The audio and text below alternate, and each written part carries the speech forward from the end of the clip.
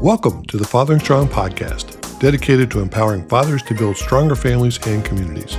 Each week, we bring you conversations with experts, everyday dads, and community leaders who share their wisdom and experience to help you become the father your children need. Whether you're a new dad just starting out, a seasoned father facing new challenges, or someone who mentors and supports fathers in your community, you'll find practical advice, heartfelt stories, and evidence-based strategies to strengthen your fathering journey. You can find all our previous episodes, resources for fathers, and information about Urban Light Ministries programs at urbanlight.org. If you find value in our podcast, please subscribe and share it with other fathers in your life who might benefit from this community. And now, here's Pastor Eli Williams with this week's episode. Hello, friends, and welcome to another installment of the Fathering Strong podcast. Eli Williams here. We're delighted that you have joined us.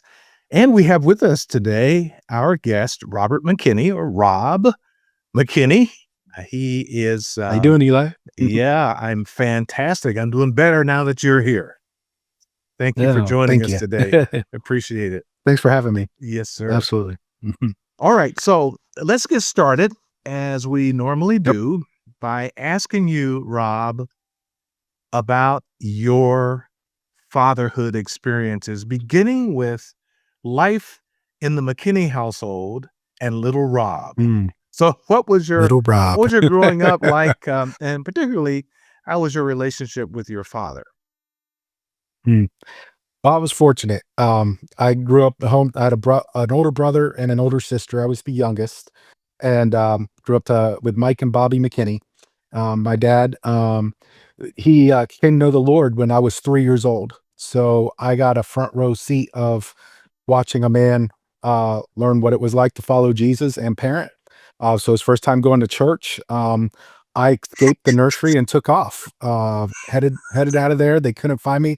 Almost ended his time at church because they lost his kid on the first Sunday they were there. But also went through in the 80s, rock and roll was a big thing. He didn't know how to respond, was hearing from all kinds of people. And so became very conservative. Oh, you shouldn't do these things. You should do these things, which frustrated me, to no end. But what I love about my dad is he walked through all those things with me, and I could see his growth through it all, and was able to learn so much. At that time, if you would ask teenage Rob, he would have hated his dad. But I sit here as an adult now, fathering my own kids, thinking about to some of his tactics and how he would help me through those things. One example, our high school had made it to our championship, the state championship. I was a junior in high school. My dad and I, we owned a 1951 Ford pickup truck together. And so we were all leaving. We were going to go to Tallahassee in Florida. And my dad just didn't feel right about it. And he didn't know. He was like, he can't tell me that. And he came to me, he said, if you don't go, I will buy you those new tires and new rims, and we'll put this truck in a car show this weekend, you and me. And that bribe was enough. And I was like, all right. I didn't really like basketball. But that weekend, my group of friends went, and one guy brought a big thing full of all kinds of alcohol. And several of those friends got drunk that weekend, and one is an alcoholic today, still struggling with that. And I always look back at that now and going, I don't think I would have the strength to say no. You know, who knows how that would have changed the trajectory of my life. And I look back at that looking now whenever I have those gut moments you get sometimes as a parent, and go, I'm so thankful my dad had that. And he didn't just say no, like he used that. And he had an awesome weekend together, hanging out and showing off the truck and everything like that. So I'm so thankful for my dad. He's still a huge part of my life. Whenever I'm going through hard things, I still call him. He's a biblical counselor, so he's my counselor too. And he always loves his words are always, I don't want to meddle, but and then he that's always meddle. Okay. Yeah, he meddles. And so I love those phone calls because, like, all right, where'd I screw up now? But he'll speak the truth to me. And I think that's a huge part of fathering, to know someone who will speak the truth, who actually knows who you are, knows your heart, And so I'm extremely thankful. He's still there. Always, he's my top confidant that I go to still. So, Wow. How blessed are you? amen. Right? That's Yep. really cool. Not Mm, everybody has such a great story, yep. as far as I know. relationship with Mm, father and son goes. So good for you. Did you have siblings? mm. I did. Yes, a brother and a sister. So I'm the youngest of three, and they're, of course, they had us put up with the spoiling that they always, said. And then I became a pastor, so that just infuriated them because now they think I'm holier than them too. So, Oh no. but they know the true Rob, so they don't buy it. They're like, we know who you are. Yeah. So, Well, good. Excellent. Mm, So tell us about your becoming a dad. What were the mm. circumstances around you becoming a parent? Yeah. So, met the love of my life at Cedarville College. Um, we were engaged to be married, and we found out we were going to get married in December, and we were going to be counselors at a camp, and found out that if you're intimate before that, babies come. And so my wife just graduated from college, and it was June, and we found out we were pregnant with our son. I was 19 years old, and so we got married in about a month from then, and we had our son in February. So we got married in July, had our son in February, and I was still a kid. I barely made it through college. I was goofing off, and it changed everything for me. It made me grow up. It made me take things seriously that I never took serious. My grades changed. Everything changed because all of a sudden there's this family that totally depends on me. And I felt the full burden of that when that happened. And so it really changed my whole perspective on everything.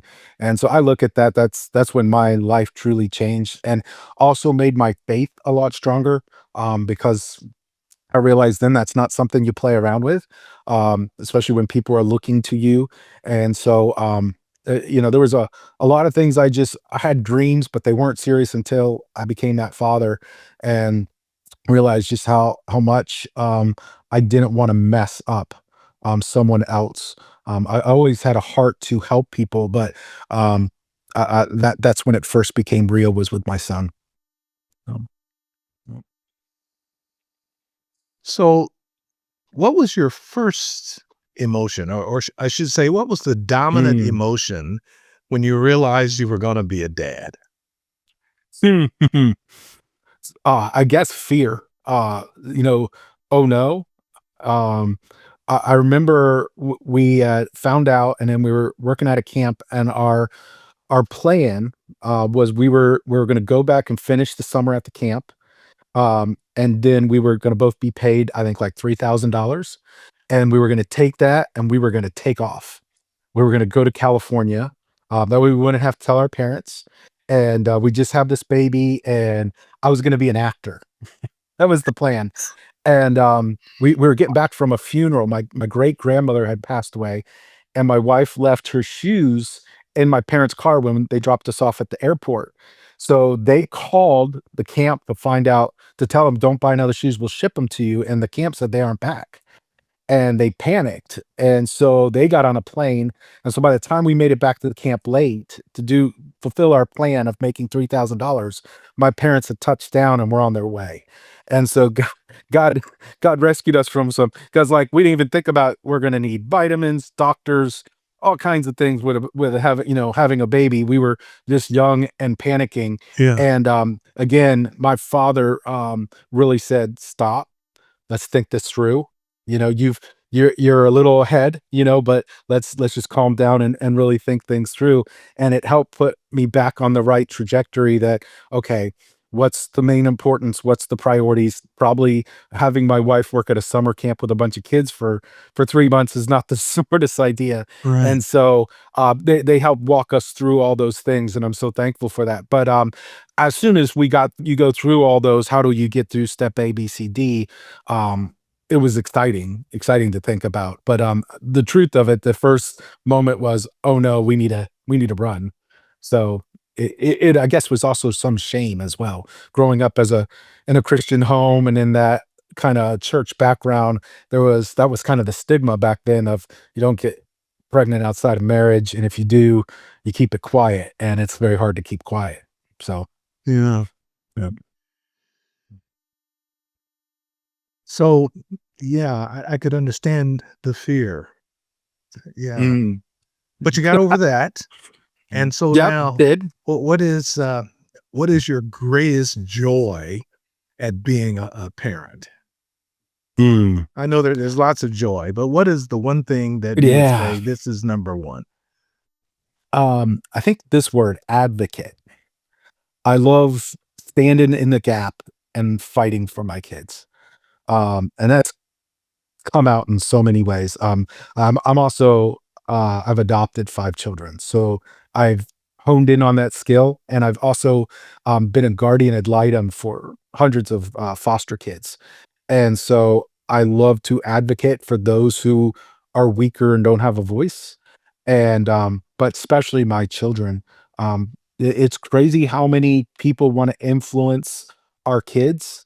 And so we sometimes have to be very wise on what people are saying and even the different friends they choose. And so I love being able to sometimes come in and speak for them, especially when um, some of the kids we've adopted have had just titles put on them. This kid's no good. They're never going to speak. Their IQ's too low. They're never going to make it. Never learn how to read. All of those are not true. Things that people will think about kids because they act a certain way.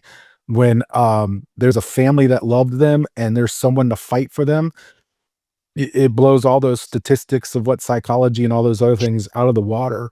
And people always love to say, "Wow, I can't believe your child is able to do this and has done this." And it's like, well, I can't believe it would make me upset. Some of the things they'd say will never, or they're never going to be able to. And I think a lot of times people will have those thoughts towards kids.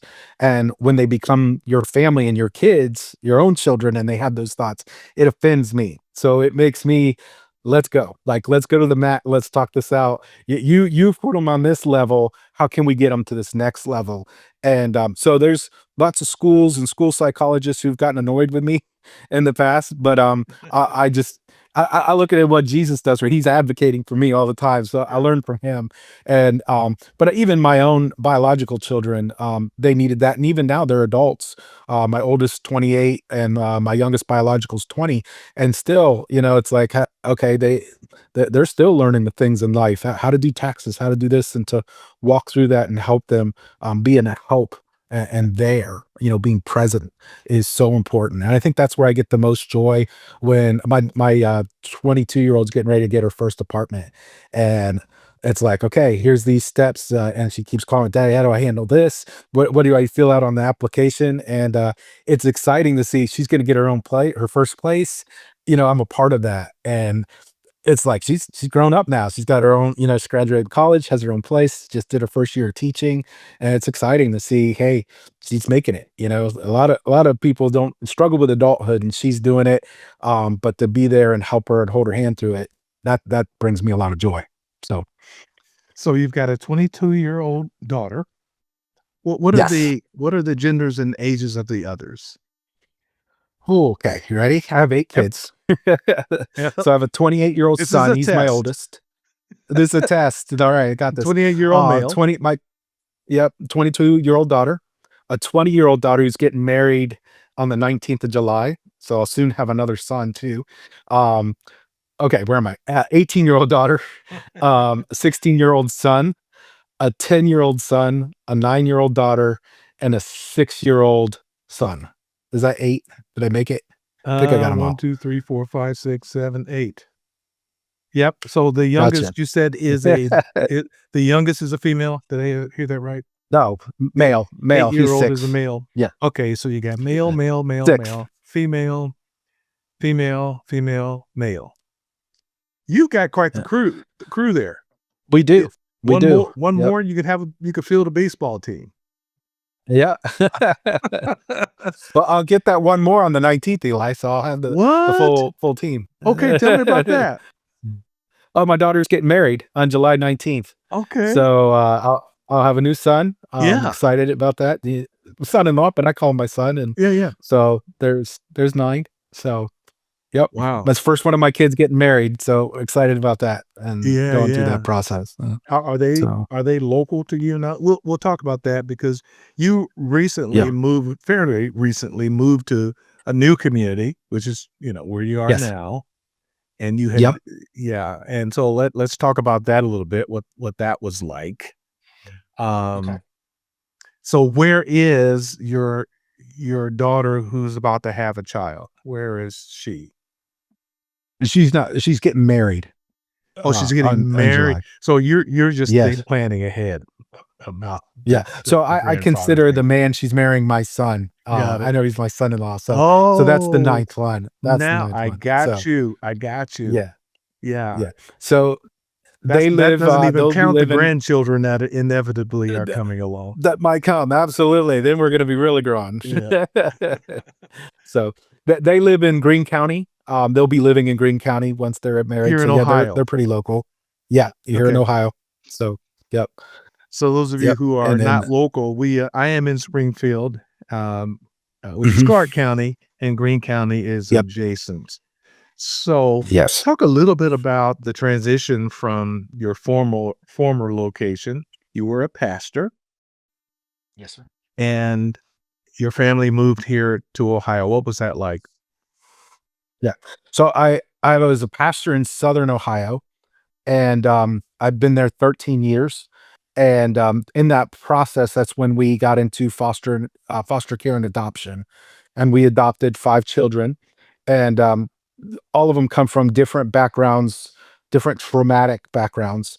And we realized a couple of them were having some serious problems in the public school with different crowds they were hanging out with, and even some of the policies they were allowing where they were getting connected or back connected to their past that wasn't good. And so we removed them 2 years ago, and we homeschooled them the first year, and which was okay, but we're not educators. But what we really needed was a community that would come around us that would help us widen the circle for them, whether that be counselors, a school that would really come and help us reach them in different areas, and plus some of them had some special education needs and everything. So we started looking where that would be, and Southern Ohio didn't have that. So we started looking around where my parents live in Beaver Creek, and so we found several Christian schools. But Emmanuel Christian Academy was one that really came and stepped up. Their big logo motto is "We are family," and they mean that. And they helped bring in those 5 kids that we adopted, and that was last year was their first year. So during that first year, we would be there during the week and then leave, and I'd go and preach on Sunday and do ministry during the weekend. Um, but May, I ended my time in Minford. And so now I am full time in Clark County. Still wrapping up. Still trying to sell the house in Minford so we can buy a house in Clark County. But we are now looking at what God has next for us for our family.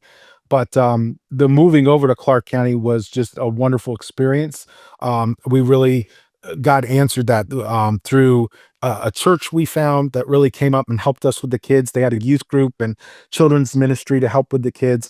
We found a really great counselor through that for one of our kids, and then the school has a school counselor and the teachers. And even the students, the friends they've made were wonderful, and so it just really was what we were looking for and praying for, and so excited to now be a part of that community because there's so much that is offered there for families and also for fathers. And I'm just thrilled that God brought us there. Never would have thought Springfield was where He brought us. My wife grew up in Cedarville, and so we never knew Springfield had the things that it did until we came there, and we love it now. Love really what God is showing us and teaching us, and the new relationships we built. It's really hard to build relationships in Southern Ohio. And so we didn't realize how much of life we were doing alone. and how much of life we needed help just as parents, people to talk to, a church to talk to, and people who cared about us. And so we have found that now where we're in Clark County, and very thankful we're there now. Yeah, for those who are not familiar with the area, the culture in Southern Ohio is a lot not counting Cincinnati, but rural Southern Ohio is really closer to Appalachia in culture than Yep. West Central Ohio, or further north. Yep. So and And to be fair to them, that that's the area where the coal mines were. It's the one area where the United States bombed their own people because yeah. of some of those riots of mines. So they don't trust outsiders. And Ooh. so I'm coming from Florida, my wife's from. So I mean, it's always very hard for people who aren't from there to connect. They're always like, "What school did you go?" They want to know what family you're a part of, and there, either you're part of a good family or a bad family. If you don't know what kind of family, it's really difficult for people to connect there. And we found that we didn't realize that, but that's I think the big difference down there than anywhere. Yeah, well, Yep. thanks for sharing that insight. And Yeah, you do have an African American child. I do. Yes, sir. Yeah, Yep. talk about that. Okay. He was our first foster child we ever got. We got the phone call, and we picked him up, and he's an awesome kid. We had him for 2 years. So his father is African American, his mother is Caucasian, and we had him 2 years. Then the courts pushed to put him back with his family, which was really tough on our family, because they had asked us if we'd adopt him, and I even struggled with my faith a little bit with that. Me and God had lots of conversations, and God used that of, "You're so concerned for this one child. What about his parents? Why aren't you trying to reach them?" Because I was mad at them. At that time, I thought, well, they should know better, and they did this to themselves. Kind of very judgmental. Didn't realize at that time, like beginning how good I had it. I had a dad who walked me through things a lot don't know how to do those things. And so that helped us once we were able to go through those things and really wrestle with them. Then about a year we didn't see him, and he then all of a sudden we got a phone call. It was on my birthday a year later that they were fighting in the home, and the police had been called, and they asked if we'd come get him, so that they could look like everything was fine. So that's when he re-entered his life. His dad moved out of the home. We helped his mom watching the kids, because he also has other siblings when she'd go to work. And we got back in his life. Then she met a man. That man was abusive towards her and the children, including our son, which was really, again, Yeah. got very judgmental on that. You hurt a kid. That's really hard not to Yeah. say that person deserves certain things. So then he went to his dad. His dad was watching him. We were able to stay involved in his life. We'd pick him up for church. He was over our house a lot. And then COVID hit. And once COVID hit, at that time he had been through so much. He was a very wild kid. I mean, behavioral wise, he'd come in, it was tough. And his dad came to me and said, "We can't handle him. I have to work. I can't do anything. Will you guys take custody?" And so they signed custody over to us then. And so he's been full time in our family since then. And so he still gets to see his dad. He spends time with him. And so that's good. But he also he's part of this family so much. He's the heartbeat of this family because of the energy he has and all that, and the heart he has. And so love him to death, and teaches me new things all the time. I mean, he just loves life in so many ways. He flashes a smile at people, and it's done. So at the Juneteenth celebration, I don't know if I told you this, Eli, he kept coming back. I was running the PRC booth, and he'd come back with food. He'd come back with a piece of cake, a hot dog, all this stuff. I'm like, "I didn't give you any money. Where'd you get that?" He goes, I just, they're giving me food. I said, "Well, hook a brother up. Come on. You didn't get me anything." He goes, "I got you, Dad." Runs off, comes back and hands me an orange. Like, All right, man. You're eating cake and you got me an orange. We're fighting. So, but that's just the way he is. He goes up to people, flashes a smile, and they hand him food or hand him whatever he wants. So it was a lot of fun being there with him And at that. how old is So he, Rob?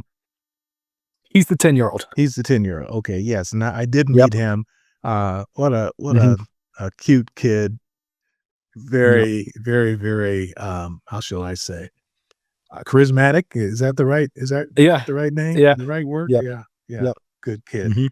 So Yeah. you've got quite the fatherhood story here. We could probably go on and on and on about the different children Yeah. and their personalities and the challenges Mhm. and the joys that come with each one of them individually. And perhaps we'll do that at Yep. some point. But for this That'd be awesome. episode, Mhm. Mhm. I want you to talk about the work that you're currently doing, what you did before, and how you've made a transition into working with dads, actually. And we'll do that right after we take this short time out. My guest today is Rob McKinney. This is the Fathering Strong podcast. I'm Eli Williams. Stay with us. We'll be right back. Every father faces a crucial question. How do I become the dad my children truly need? I'm Bruce Stapleton, and my new book, Fathering Strong, God's Blueprint for Leading Your Family, offers the guidance you've been searching for. Drawing from scripture and real-life experiences, this book provides practical wisdom for fathers at every stage, from cradling a newborn to connecting with adult children. Discover how to build a legacy of faith, courage, and love through authentic fatherhood. Available now where books are sold. Welcome back, friends. The Father and Strong podcast. I'm Eli Williams, and my guest is Rob McKinney. And Rob, thank you so much for being with us today. I appreciate it. I'm enjoying our conversation together. Absolutely. Absolutely. You did mention that you were a pastor, and you've moved your family now to my area, which is Clark County, and you've taken on a different role here. Mhm. Tell us what I that have. is. Mm. Well, I am the fatherhood coordinator at a pregnancy resource clinic of Clark County. And so I mentor new dads, a lot of them who have kind of similar stories, finding out the first time they're pregnant and having that, oh no, what do I do? I help tell them it's going to be okay. I'm able to, walk with them and help them make those wise decisions and pray for them, whatever we can do to help them. Sometimes they don't have jobs. Sometimes we have lots of resources. We help them so they can take their next step in fatherhood and be dads. So, yeah. That's really cool. Now, a lot of these men, maybe even most of them, don't have the blessing of having had a father as you did. Mm. So they're Yeah. bringing also probably lots of fear and questions coming out of never really had a good model for what a father does. So how do you walk them through that? Mm. So our strategy is when we first usually they're coming in for the first time to get a pregnancy test to find out if their girlfriend or wife is pregnant. Um, and so I ask the first question we give them on a piece of paper is what is your greatest need? And so we have them fill that out. And what decisions do you need to make if this test is positive? And then from there, we let them kind of share what's on their heart. And so we hear all kinds of different things. It could be, I have no place to live, Yeah. or I don't have a job, or I'm still in high school. It could be anything. To I just want a healthy baby. All those different things. So from there, we then just help them kind of okay. How do we start accomplishing, and how can we help them meet that first need they have? Trying to help build trust that we're there to help them, not, hey, why'd you make this decision? Not being a judgmental way, like, hey, you're still in high school. What are you doing? All those different kind of things, which is sometimes as we get older, we're like, man, you really messed up. It's more, okay, you now are this adult, right? Even if you're 18, 19, this is going to make you grow up quick. And to then speak into their lives the hope that there's hope, but also that they need to participate. That this is something that is going to change their lives and change their generations, right? Their family forever, and that it is a great and beautiful and wonderful thing. And so we talk to them about that. We have all kinds of resources and different organizations that help us, whether it's jobs or housing or anything like that. And we try to get them set up with that. We also answer any of those questions. Sometimes when after they find out they're pregnant, we get them started as a clinic. We get them started on prenatal vitamins.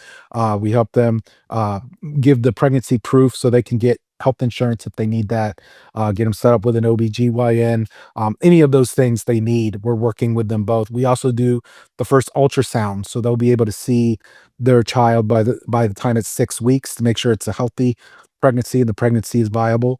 And we do all of those things. Then ultimately, our goal after we built that trust is to bring them into a program for fatherhood classes where they get mentoring. And we can then spend about 6 weeks, an hour each session to give them parenting skills and work out, all those things. And they can earn credits towards baby supplies to go buy cribs and car seats and all the things they might need for their children. And so if they're part of that program, that's always our goal too, because then we're able to help equip them. Even Fathering Strong is one of those resources we share with them. Especially those dads who are like, I just want to be a good dad, but I don't know how. Like, oh, here are these things that you can sign up for and do, so you can get the mentoring and the help you need, whether that's a podcast or video or whatever it might be. And so we're there to stand beside them, and then we work with our clients all the way up to their baby is born and then 1 years old. So once the baby's born, we can give them diapers, formula, food, baby food, clothes, anything. We're there to help make a strong family, both moms and dads. That's what's really exciting right now. Is used to be these clinics were just focused on the ladies, and then now the dads are coming, and we tell them when the ladies call, bring two things: bring your ID and bring the father of the baby. And since we've been doing that, we've been seeing a lot more guys coming. And now I'm going, all right, now we need more help.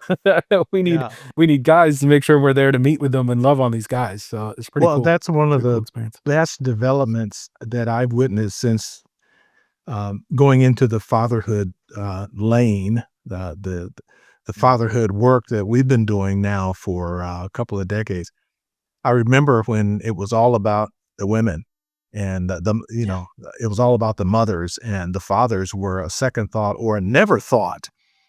In fact, Mhm. not just with pregnancy resource centers, but with social service agencies of all kinds.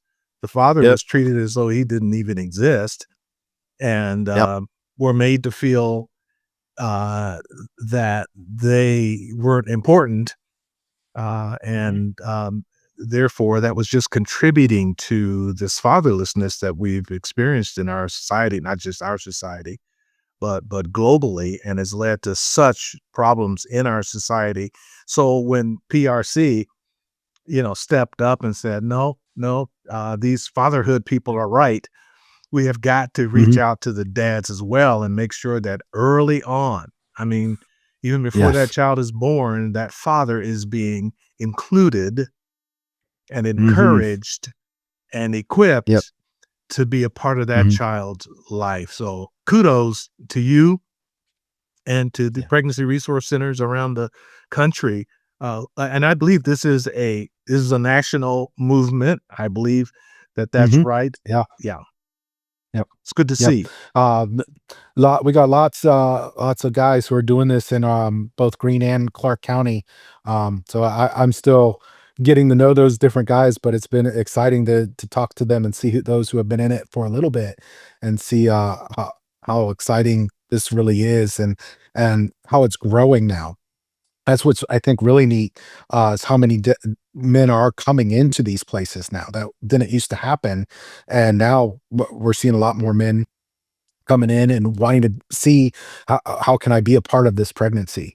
And Yeah, so I think that shows that's something huge for our society, for our it is. culture, because Yep. if dad's involved, it's going to change everything. Yep. And so if we can help walk with them, and what I'm even learning is sometimes the first time they visit, that first question, what's your greatest need? they don't know yet. They don't even know what they don't know. Right. So we have a communication way where we keep following up throughout the pregnancy. And I'll hear back from a dad 6 months later and go, oh, I have one who got hurt while he was on the job. And he then is reaching out, things are serious, right? Or Mhm. he had one of the pregnancies was having, and we had nurses who worked there. I went to him like, what does this mean? Was able to give some answers. So it's exciting too that then once we have that relationship throughout the pregnancy to even keep that communication going to help them and lead them to the right place, or sometimes just listen and say, it's okay, let's pray, or we're here for you. And sometimes we're all they have. And also interesting what you said. I've been talking to pastors because we pray for a different church at the Mhm. clinic. And I thought I was talking to a pastor about how even in the church, what you say is true. There's so much for even the moms. There's mother play groups, and there's all kinds of groups for moms to get together. But even in church, and he was right. And I thought about even in my own pastoring, it's really hard just to get dads together. But we need to have some of those things so fathers can just let's sit down and talk. Let's have pizza or something, and start having those groups. Or bring your sons and camp out in the back of the church, or whatever it might be. To have more of those things so dads are there and talking to each other too. I think we need it all over the place. It is something that has gotten forgotten, and I'm as a pastor, I even go, yeah, I didn't even think about that, until I was in this Yep. role as Well, so. interestingly, we have been Mm, led down that path of creating a church-based fatherhood initiative mm, to help churches nice. develop fatherhood focused ministries. We're just now Mm, at the place where we're starting to roll this out and to present it. And we've got a church that we're working with that will perhaps become our beta awesome. church to get Very cool. this started. So I'd love to have a conversation with you about that and get your thoughts on it. Because you're in the Mhm, fatherhood space now, and you bring also your experience as a pastor. And you're right. I mean, I've talked to a lot of pastors in my decades of working with dads now. I've never met a pastor that didn't say, "Yeah, we need something for dads in our church." So I think this is right, going to meet a right. need, Mhm, and we're definitely going to need the wisdom and insight from folks like mm, you who could bring your perspective and help us develop this in a way that's going so to help the maximum number of churches to be able to create these fatherhood focused mm, ministries that work together with all that the church is offering and not be some standalone or it's just another yeah. program, but actually a way in Mhm, which there's a father focus brought to each of the things that the church is amen. doing with the ultimate goal of strengthening their families and then raising them up as Mm, mentors in the community and working with young fathers and working with fatherless boys and all of that. I could go on and on and on, yeah, but this is your time. But I did yeah, want to yeah. at least unveil that to you and to our listeners Very that cool. that is something that we're working on. Yeah. It's important too that we help dads get the vision of what fathering really is. So as a pastor, if or anyone who wants to do ministry, if you could have a positive influence, have a vision of 200 years, right, Yeah, of ministry, and you would reach 300 people, and they would be strong citizens, they would pay their taxes, they would do great, want to serve people, be loving people. If you knew your impact could have that, would you want to be a part of a ministry like that? I love it. Well, I preached a message about that one time, and the best way we have to do that is our homes. If you have 3, 4, 5 kids, and then they do the same thing in their homes and have 3, 4, 5 kids, in 200 years, those generations, you'll have 300 people or more, depending how many kids. I'm gonna have a whole bunch more because I I have love 8, that. and if they all have 8, I'll have thousands. But imagine how we change the world that way, and it's hard for us men. Sometimes we wanna go, "I gotta make this thing at my work, and I make so much and do all that," instead of this long range vision of, hey, the best ministry I'm ever going to be able to do in my lifetime is what's going on in my home, not so much my church. And that's really tough to get the pastors to understand because we think, hey, we got to build churches, but we need to make sure we have strong families and we're strong fathers and we're pastoring in our homes.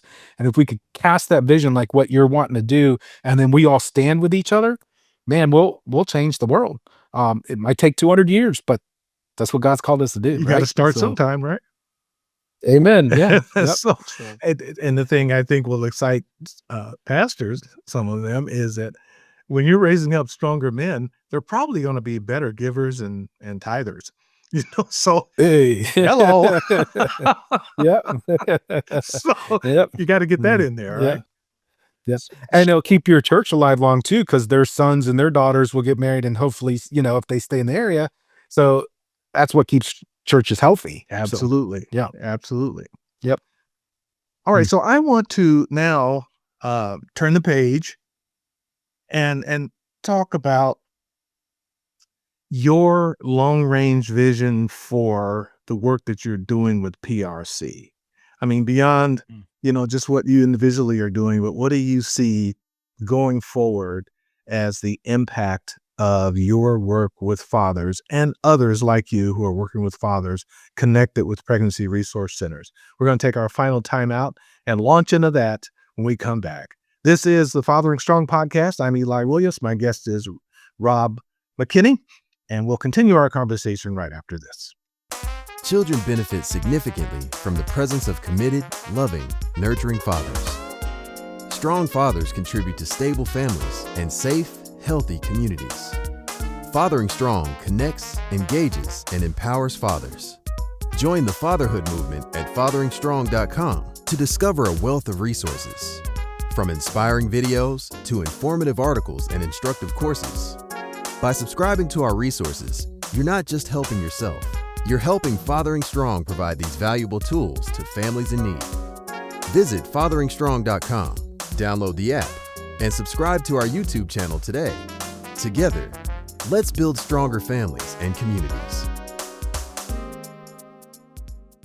This is the Fathering Strong podcast. I'm Eli Williams, and with me today is Rob McKinney, and we're talking fatherhood, particularly in relation to fathers who are clients of pregnancy resource centers. And again, for those who are just joining us or joining us late here, what is the mission of pregnancy resource centers?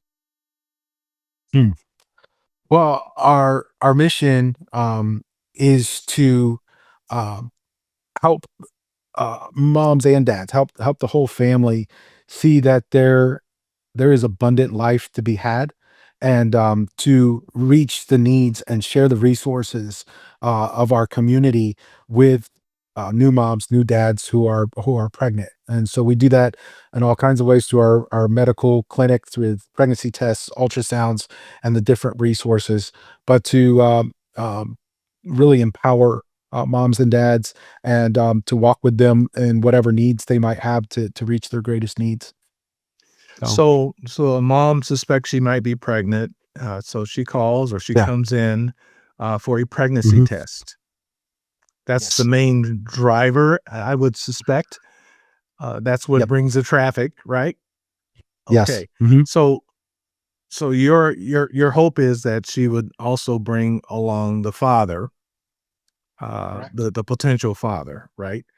So Yes. the idea is that you're coming alongside them at a time when they may have some significant needs should it turn out that she is pregnant. Mhm. And so what are the kinds of things that the Pregnancy Resource Center provides for those pregnant Mm. moms and dads? Mm.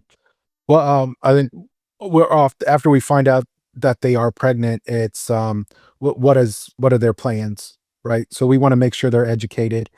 So if they're thinking, "Hey, I just can't be a parent right now," we want to make sure they understand and are educated on the consequences of all the decisions. If you're going to parent the baby, of course, that's our first goal. Is we want them to parent. But if they're looking at abortion, we want to make sure they understand everything that comes along with that, and what so they're fully educated, and then we also want to let them know that there's a third option, there's adoption as well. And so we're always looking at how are they planning on participating in that pregnancy, and then we work from there. And then those who are there, and sometimes they're needing that pregnancy test. They need the medical note that shows they're pregnant. They can't just use the test you buy from Walgreens. They got to have a medical clinic. So we're able to give them that to help get them health insurance. So the mom can go get the health insurance from Job and Family Services or wherever she needs. And then we're also able to do the ultrasound to make sure that the pregnancy is viable. So we're walking in those, we're kind of that first step for them before we hand them off to the OBGYN to get through delivery. And so we're helping them starting with the vitamins, whatever they need to get that going. So we're educating a lot as well. And I always look at it as it might be they might need some counseling. They might be coming from some traumatic backgrounds. They might be drug addicted. So we might be getting them some help in that area. The needs are all across the board of our different clients coming in. So we're educating and seeing what the greatest need is so that we can help meet it and point them in the right direction and make sure they know exactly how their decisions are going to have different consequences and how that's going to affect them.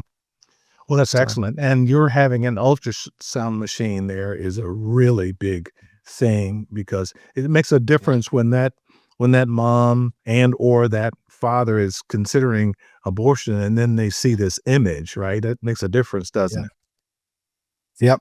Yep. It's pretty cool to hear. I'm never in there, of course, but I hear the stories. Sometimes the dads are in there on their phone as they're doing all the stuff getting ready, and then all of a sudden there's the baby and there's the heartbeat and their phone goes down. What is that? What is that? And they're asking questions Yeah. and they come out of that room, like it changes you, Yeah. he's Yeah. like, that's my kid, No doubt. Yeah. it's pretty awesome. Yep. Wish I could be in there, understand why I can't be, but I think it's pretty amazing, Yeah. It's a special moment. I They don't need you in yeah, there, right? no, they don't. Well, listen, let's think forward here for just a little bit. And what would be your hope, your desire, your prayer for the outcome for parents who are pregnancy resource center clients? I mean, going forward, what would be the ultimate to happen in the next 5 to 10 years because of the existence of the pregnancy resource center? Mm. My big vision, from a guy who comes in for a pregnancy test would be to take him to him being the pastor of his home, right? Who's looking at shepherding his kids. And so we only can take them so far. So that's right now looking at the big vision. I know what the vision is, how to get us there. And we're going to need other people who help us as a pregnancy resource clinic. I see it as a pastor. I think that's a church. And so I love like what you said. If we have churches who are doing that, building fathers, then we're kind of leading them by the hand. Like, hey, we mentor them through that program. We help them get the cribs, all that stuff. And then here, your next thing is to grow, right? Because I know at 19, I had my first child, but I didn't think the way I think now. And that's been through people who have influenced me, walked with me, and have loved me along the way. And most of those have been in the church. I've had several family members as well. So sometimes our clients don't have that family support. And I think the church would be a huge part of that. Having different people who will be there to walk with those couples as they need it. Because if they've come through 6 weeks and have been needing the mentoring on how to be parents, it's what do we do with them from there? And I think that's what I'm praying and looking at. How do we hand them off and who do we hand them off to? Because that's not what in our wheelhouse. That's right. We get them to a certain point. And so 10 years from where some of our new clients who are coming in today, I hope they're now going, how can I help other dads? How can I help my kid? They're fully involved in providing and protecting their kids and being that advocate and doing all the things they need to do and leading their kids towards faith, emotional strength, educational strength, all those different things. And so it's how do we use our whole community and all the resources we have, whether it be churches and all the programs, so we're getting them involved in all of that so that they can be as strong as families as possible. I love that vision, and that fits perfectly with where we're praying that we will go. And so Mm, you and I and Bruce will have a conversation about how we can nice. connect pregnancy resource centers with this framework for raising up fathers in a church-based fatherhood initiative that would be able to be that next step, after that baby has been born and they've been handed off. Who do you hand them off to? You hand them off to the church. Yeah. Yes. This has been a Amen. wonderful conversation, Rob. I wish we had more time. Yeah, man. But we are running out of time. I want to thank you so much for joining us today on the Fathering Strong podcast. Appreciate it very much. As a final thought, tell people how they can get a hold of you and learn more about pregnancy resource centers. Awesome. So my email is fatherhood@prcclarkcounty.org. And you can reach our clinic at 937-504-5305. We are in Springfield, Ohio, and that's where I can always be reached. And our website is prcclarkcounty.org as well. And so you can check out our website, and that's the best way to get a hold of me. He's Robert McKinney. I'm Eli Williams, and we are grateful that you've joined us for this installment of the Fathering Strong podcast. Be sure to join us next week and subscribe to our Fathering Strong podcast. Go to YouTube, just search for Fathering Strong, or go to our website, fatheringstrong.com, and you'll see how to subscribe and then receive notifications each time a new Fathering Strong podcast is released. Be blessed, have a great day, and we'll see you on the next installment of the Fathering Strong podcast. Thanks for joining us on another episode of the Fathering Strong podcast. We hope you found the conversation inspiring and helpful. To make sure you don't miss out on future episodes, subscribe to the Fathering Strong podcast on YouTube, Spotify, or Apple Podcasts. Just search for Fathering Strong in your favorite app. The Fathering Strong podcast is brought to you by Urban Light Ministries, a nonprofit organization with a 3-decade legacy dedicated to turning the hearts of fathers to their children. Thanks to your support, we're able to keep this podcast and many other resources free for dads everywhere. To learn more about Urban Light Ministries or to donate and help us continue this important work, visit urbanlight.org. The Fathering Strong podcast is a production of Urban Light Ministries. Eli Williams is your host, and Bruce Stapleton of the Momentum Group is the producer and engineer. Our theme music is provided by saxophonist Harold Rayford.